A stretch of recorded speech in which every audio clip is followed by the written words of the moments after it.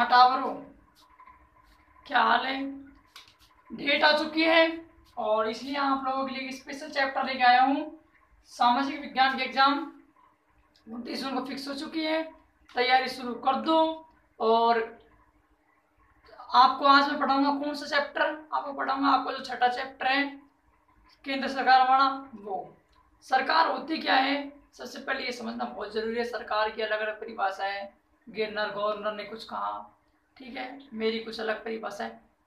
आपसे पूछे नहीं सरकार क्या परिभाषा होती है, लेकिन समझ लो कि सरकार क्या है। सरकार जो है वो एक घर का मुखिया है। जैसे आप घर में आपके पापा दादा जो भी होते हैं वो आपके घर के क्या मुखिया है, तो घर में क्या काम होगा क्या काम नहीं होगा किस प्रकार से होगा इस सब की व्यवस्था कौन देखता है? घर का मुखिया देखता है।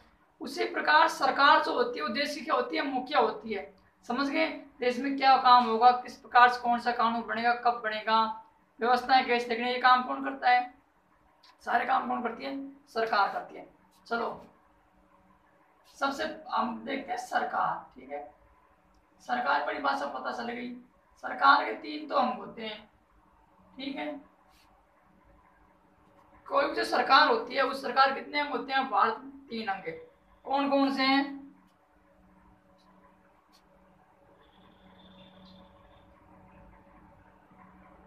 व्यवस्थापिका, कार्यपालिका और न्यायपालिका।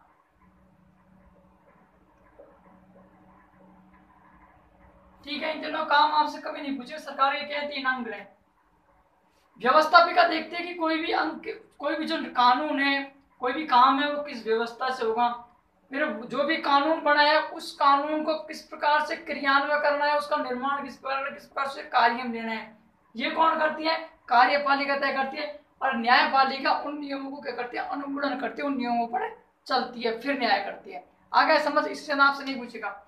अब व्यवस्थापिका जब हम पढ़ते हैं, देखो, तो व्यवस्थापिका के अंदर होगा क्या कि अनुच्छेद 79 के तहत ये तय हुआ कि जो संघ है, संघ की जो सरकारें हैं, उन सरकारों का जो एक वो तैयार, सरकार का जो एक रूपरेखा जो तैयार होगी उसमें एक संसद होना बहुत जरूरी है। तो संसद का निर्माण कौन करेगा? सवाल था। संसद का निर्माण करेगा राष्ट्रपति, और राष्ट्रपति करेगा। और संसद की 2 क्या होंगी? सदन होंगी। एक का नाम होगा लोकसभा, एक का नाम होगा राज्यसभा।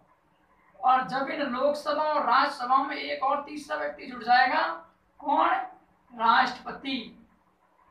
तब इनको तीनों को मूल रूप से क्या कहा जाता है? इनको कहा जाता है सदन। इंग्लिश में बोलते हैं पार्लियामेंट, ठीक है। जिसमें आज अपने मोदी वोदी जो भी बड़े बड़े नेता हैं इस भी वार्तालाप के लिए बैठते हैं, ये क्या है? ये संसद इन तीनों से ही चलती है। आगे समझ। अब व्यवस्थापिका के अंदर हम लोग क्या पढ़ेंगे? तीनों पढ़ना है। अब 3 है, तीनों पढ़ना है। तीनों का तो हमने क्या पढ़ा? हम ये पढ़ा। पहले क्या आया? लोकसभा, ठीक है। हमसे गुणसिक तय किया गया था कि संघ की एक होगी जिस सदन, सदन में 3 होंगे।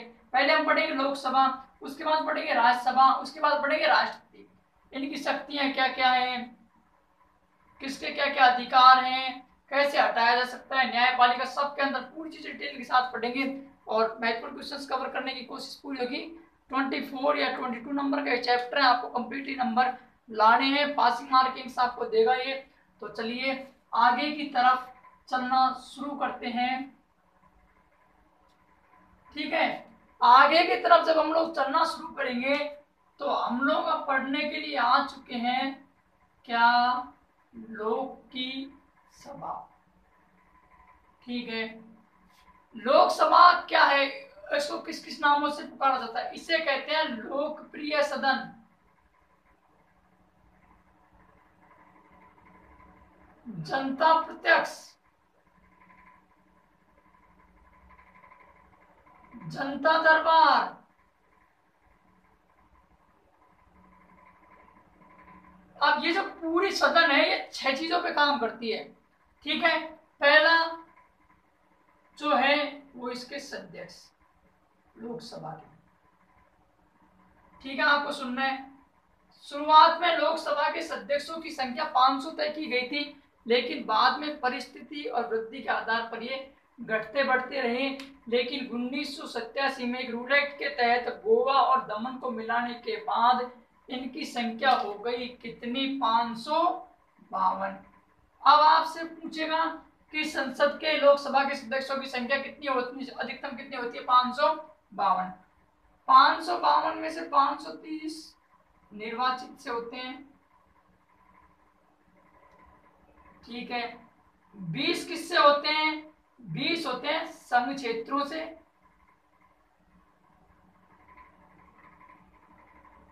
और 2 राष्ट्रपति अपनी मर्जी से चुन सकता है, ठीक है। ठीक है टावरों। लोकसभा के जो 6 अंग हैं उनमें 6 जो, या कह सकते हैं 6 इसके जो रूल्स हैं, कुछ भी कह सकते हैं आप, उनको कैसे पढ़ना है। लोकसभा गई, लोकसभा का पहला हो गया, मान लीजिए क्या हो गया आपके सदस्यों की संख्या पहले कितनी थी? 500, फिर बढ़कर हो गई 552। 552 530 तो होगी निर्वाचित, ये निर्वाचित क्षेत्र से होंगे 530। बाकी के बचे 20 संघ वाले क्षेत्रों से होंगे, केंद्र से, और तो जो बच्चे उनको कौन चुनेगा? राष्ट्रपति। दूसरा इसका नियम क्या कहता है? निर्वाचन निर प्लस आचन, मतलब किसी भी चीज को चुनने का अधिकार, ठीक है। हमारी सरकार के अनुसार जो भी व्यक्ति 18 वर्ष की उम्र पार कर चुका है वह मत दे सकता है, वह अपना प्रत्याशी चुन सकता है, क्योंकि हमारे यहाँ पर क्या है? हमारे यहाँ पर क्या है? लोकतंत्र, जनता का, जनता के द्वारा, जनता के लिए, जनता का शासन, लोकतंत्रात्मक शासन। और भारत गणराज्य भी एक ध्यान रखना, जरूरी नहीं है कि कोई देश लोकतंत्र है तो वो गणराज्य हो, लेकिन अगर कोई देश गणराज्य है तो 100% श्योर है कि वो गणतंत्र भी है, लोकतंत्र भी है, लोग, है ना। अब देखो निर्वाचन में कहता है कुछ नहीं, पहला आपने समझ लिया, सदस्य संख्या पहले 500 थी, फिर बढ़कर के 552 हो गई, 530 में निर्वाचित हो गए, 20 संघ क्षेत्रों से हो गए, 2 राष्ट्रपति चुन लेगा। एक एक टॉपिक आराम से पढ़ना है। कितनी हो गई इसमें जो क्या हो सकता है? वयस्क मताधिकार भी बोलते हैं इसको। अगर आपके क्वेश्चन आ जाए कि वयस्क मताधिकार क्या है? जो भी व्यक्ति 18 वर्ष की उम्र पार कर चुका है वह अपनी इच्छा से अपने वोट का प्रयोग कर करके अपना प्रत्याशी, योग्य प्रत्याशी चुन सकता है, वो क्या है? वयस्क मताधिकार। कितने वर्ष की? 18 वर्ष की। तो ये जो चीजें इसमें पूछेगा, ठीक है। इसमें से आपसे क्या पूछेगा? सदस्य संख्या, क्षेत्र में मुश्किल पूछेगा, पूछे तो आपको ध्यान है, ठीक है। अब चलते हैं थोड़ा आगे की तरफ, ठीक है। 2 चीजें कंप्लीट हो गई। तीसरे नंबर पे आएगा कि जिन सदस्यों का आप चुनोगे उन सदस्यों के अंदर भाई बहन कोई योग्यता भी तो होनी चाहिए।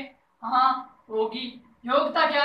योग्यता जो सबसे पहले जो है वो तो ये होना चाहिए कि वो भारत का क्या होना चाहिए। देखिए पहली योग्यता भाई, मैं तो भारत का नागरिक होना चाहिए ना, सबसे पहले तो भारत का क्या होना चाहिए? नागरिक होना चाहिए। दूसरा है वो 25 वर्ष की आयु क्या कर चुका हो? पार कर चुका हो। तीसरा आपसे नियम जाकर के ये कहेगा कि राज्य व केंद्र में प्रशासनिक पद पर नहीं हो, मतलब कोई पहले गवर्नमेंट जॉब नहीं कर चुका हो। उसके बाद चौथा, न्यायालय द्वारा पागल नहीं ठहराया गया हो, ठीक है। और पांचवा, उसका दिवाला नहीं निकला होना चाहिए, मतलब कि किसी बैंक का कर्जा लेके खा नहीं गया हो, ठीक है ना। कर्जा खाने से मतलब है कि बैंक से लोन ले लिया, वापस चुकाया नहीं हो, तो बैंक द्वारा दिवालिया घोषित नहीं होना चाहिए। 3 चीजें पढ़ चुके हो आप।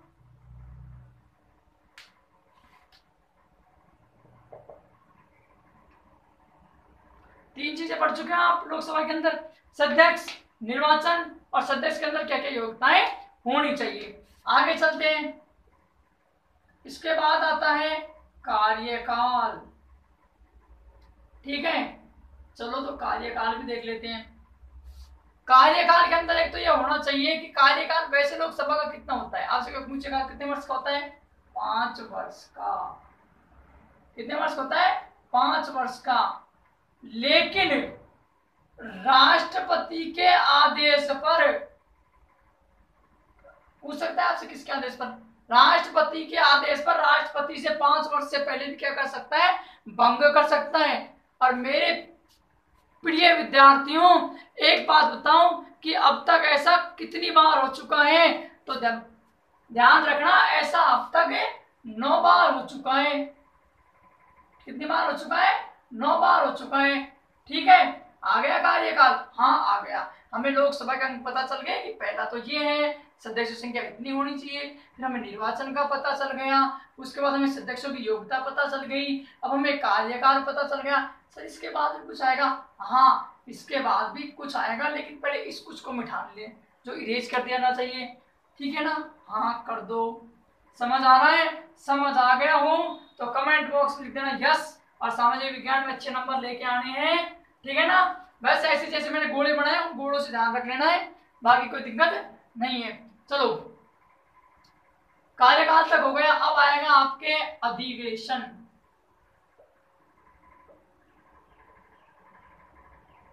अधिवेशन के अंदर क्या होता है?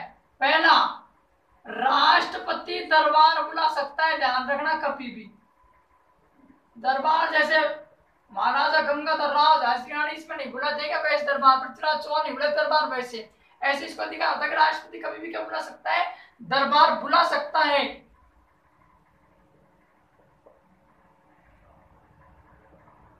ठीक है। दूसरा, कभी भी दरबार या किसी भी कार्रवाई क्या कर सकता है? स्थगित कर सकता है। अधिकार होता है किसके पास? राष्ट्रपति के साथ। तीसरा, अधिवेशन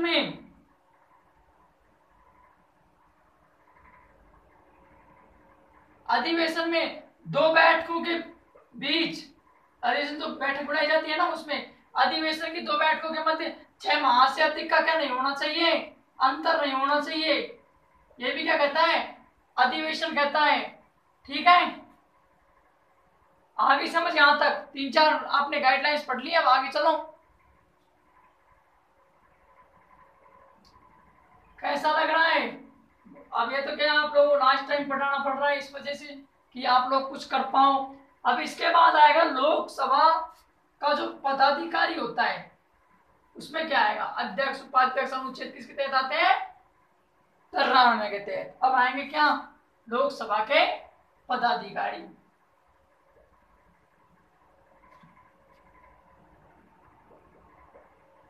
क्या आएंगे? लोकसभा के पदाधिकारी। आपसे पूछ ले कौन से अनुच्छेद के तहत है, ध्यान रखना 93 अनुच्छेद के तहत है। इसके अंदर कौन आते हैं? अध्यक्ष आता है और उपाध्यक्ष आता है। इन दोनों की जो तनख्वाह होती है अर्थात भत्ता, वो कौन देती है? वो देती है संसद। ठीक है, आगे चलते हैं। अब देखते हैं अध्यक्ष के पास क्या क्या शक्तियां होनी चाहिए। शक्तियां शक्तिमान, और यहाँ वही शक्तियां ध्यान रखना क्या क्या शक्तियां हो सकती है। ठीक है, आकाश में उड़ सकता है, जरूरत पड़ने पर किसी भी विस्फोटक को क्या कर सकता है? खात्मा कर सकता है। तो देखो अध्यक्ष की क्या होती है? शक्तियां। ठीक है, आप भी बोर ना हो इस वजह से क्लास ज्यादा लंबी नहीं ली जा रही है। पहला, जब भी लोकसभा का जो अधिवेशन बुलाया जाएगा, एक बात ध्यान रखिएगा कौन? अध्यक्ष, कि एक तो क्या रहना चाहिए? अनुशासन। ठीक है, ये शक्तियों के अंतर्गत आता है कि अनुशासन रखने की जिम्मेदारी, चाहे तो चाहे शक्ति बरते कैसे बरते, कि अनुशासन बनाए रखना है एक तो, या शांति रखना, वही बात है। ठीक है, दूसरा, समस्त कार्यक्रम को क्या करना है? समस्त कार्यक्रम को निर्धारित भी करेगा। क्या करेगा? निर्धारित करेगा, निश्चित करेगा। समस्त कार्यक्रम को निश्चित या निर्धारित करेगा।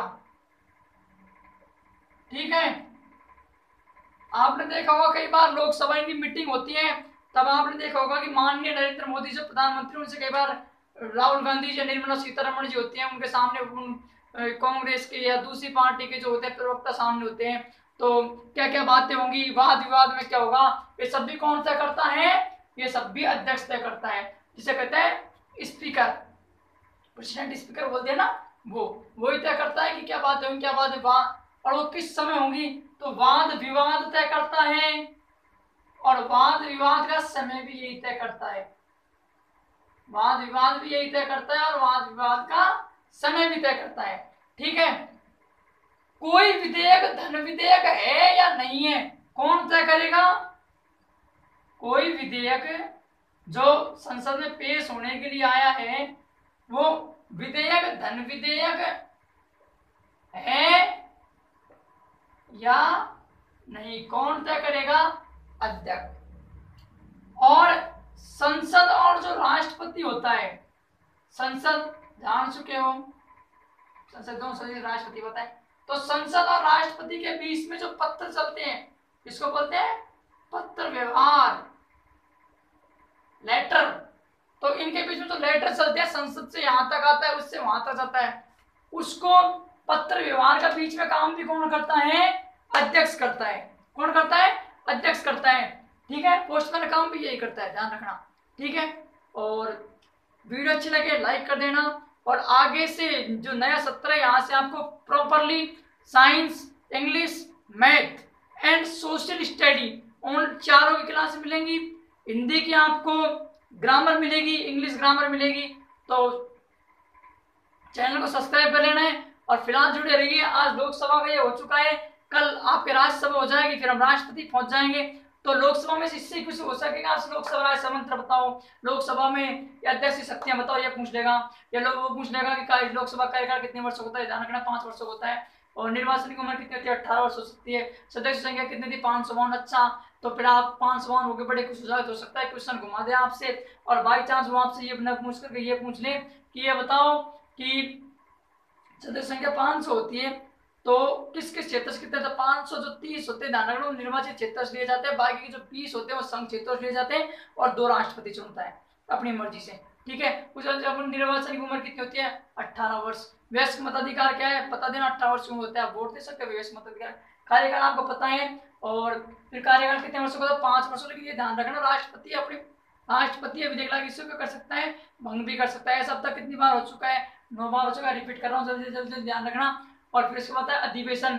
अब राष्ट्रपति क्या कर सकता है, राष्ट्रपति अधिवेशन बुला भी सकता है, और अधिवेशन क्या कर सकता है, जरूरत पड़ने पर यह अधिवेशन को स्थगित भी कर सकता है। और आगे चलते हैं, फिर आता है हाँ, लोकसभा की जो 2 बैठकें होंगी, वो 2 बैठकों के बीच 6 माह से अधिक अंतर नहीं होना चाहिए। ये भी क्या अधिवेशन में तय होता है। लोकसभा के पदाधिकारी कौन होते हैं, लोकसभा के अध्यक्ष और उपाध्यक्ष। ठीक है, प्रेसिडेंट एंड वाइस प्रेसिडेंट, तो ये दोनों तय करते हैं। इनको तनख्वाह कौन देता है, इनको तनख्वाह देती है संसद देती है। इसके बाद इनकी शक्तियां क्या होती है, शक्तियां ये होती है अध्यक्ष की अनुशासन बनाए रखना, ध्यान रखना कि शांति व्यवस्था में भंग ना पड़े। उसके बाद समस्त कार्यक्रम को निश्चित निर्धारित करना कि किस समय पर कार्यक्रम होगा, कौन करता है, अध्यक्ष। ठीक है, जैसे विवाह में आप एक आदमी को पूरा चार्ट देते हो कि आपको ध्यान रखना है कि हलवाई कहाँ से आएगा, ये कहाँ से आएगा, कौन सा माल कब बन रहा है, तो वो ध्यान रखता है। ऐसे ही अध्यक्ष ध्यान रखता है। राष्ट्रपति जी आते हैं, प्रधानमंत्री सब आते हैं, वो बातें करते हैं कि मुद्दे उठाते हैं कि आपने उस योजना क्या क्या, उस योजना में आप इतना पैसे खा गए, ठीक है ना, तेजस्वी मान नहीं खरीदा, ये नहीं खरीदा, तो वो नहीं खरीदा। सरकारें आपस में एक दूसरे से वाद विवाद करती हैं, उस वाद विवाद का टाइम भी कौन निर्धारित करता है, समय कौन निर्धारित करता है, अध्यक्ष निर्धारित करता है। समस्त कार्यक्रम ये निर्धारित करता है। कोई विधेयक धन विधेयक है या नहीं है, कौन निर्धारित करता है, अध्यक्ष निर्धारित करता है। और संसद और जो राष्ट्रपति के जो लेटर चलते हैं ना, पत्र, वो भी कौन निर्धारित करता है, यही देने का काम कौन करता है, अध्यक्ष। ठीक है ना, तो पोस्टमैन तो मैंने बोल दिया था, अदरवाइज कोई इसको अन्यथा मत ले लेना। ठीक है, फिर इससे बाहर नहीं जाएगा क्वेश्चन, आपको पता है लोकसभा का। फिर आ जाएगी राज्यसभा, फिर आपके राष्ट्रपति और प्रधानमंत्री। ध्यान रखना, राष्ट्रपति या प्रधानमंत्री की शक्तियों में से 100% क्वेश्चन आना ही आना है, और लोकसभा राज्यसभा में से क्वेश्चन आएगा ही आएगा, चाहे छोटा है चाहे बड़ा है। लोकसभा राज्यसभा में अंतर भी पूछ सकता है, या राष्ट्रपति प्रधानमंत्री की शक्तियां भी पूछ सकता है, या फिर ये ऐसे पूछ सकता है बड़े क्वेश्चन में कि प्रधानमंत्री उसके पद से कैसे हटाया जा सकता है, लोकसभा अध्यक्ष उसके पद से कैसे हटाया जा सकता है। ठीक है ना, न्यायपालिका क्या है तो न्यायाधीश हटा सकता है, वो बाकी सारी चीजें बताऊं किस किस प्रोसेस के तहत, किस अनुच्छेद के तहत हटा सकता है। 79 अनुच्छेद के तहत क्या कहता है, 500 जो 52 सदस्य होंगे ना वो शुरू में। ठीक है, 5 की लोकसभा 3 अंग होंगे, लोकसभा राज्यसभा संसद 3 अंग होंगे, ठीक है ना, इनसे बढ़ के संसद ने 79 तक किया गया था। बाद में 93 में अधिवेशन अधिवेशन तक किए गए, तो ऐसे अनुच्छेद के साथ बताऊंगा। ठीक है ना, तो जुड़े रहिए हमारे साथ। अगली वीडियो फिर आएगी नेक्स्ट क्लास।